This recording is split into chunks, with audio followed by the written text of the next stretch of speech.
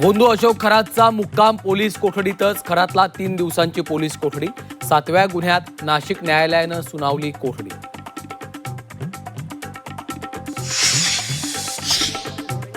भोंदू राजेंद्र गडगेचा नवा कारनामा समोर. गडगेचा भक्तांवर तंत्रमंत्र करतानाचा व्हिडिओ समोर. तंत्रमंत्राद्वारे करतोय भक्तावर उपचार.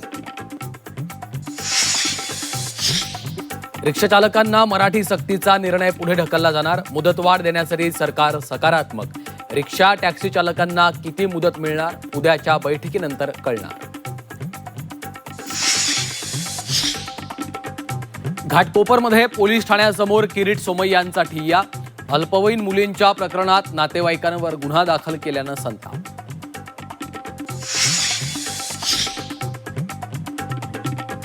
नाशिक जिल्ह्यातील निफाड तालुक्यात पारा 40शी पार गेल्यानं पोल्ट्री व्यवसायाला मोठा फटका. उष्माघातामुळे कोंबड्यांच्या मृत्यूचं प्रमाण वाढलं.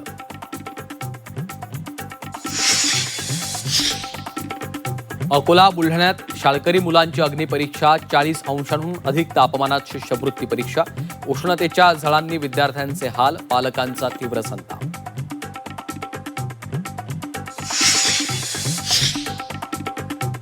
बारावीचा निकाल लवकरच लागणार. डिजिलॉकरवर कमिंग सून अशा आशयाचा मेसेज. राज्य शिक्षण बोर्डाकडनं पत्रकार परिषदही घेतली जाणार.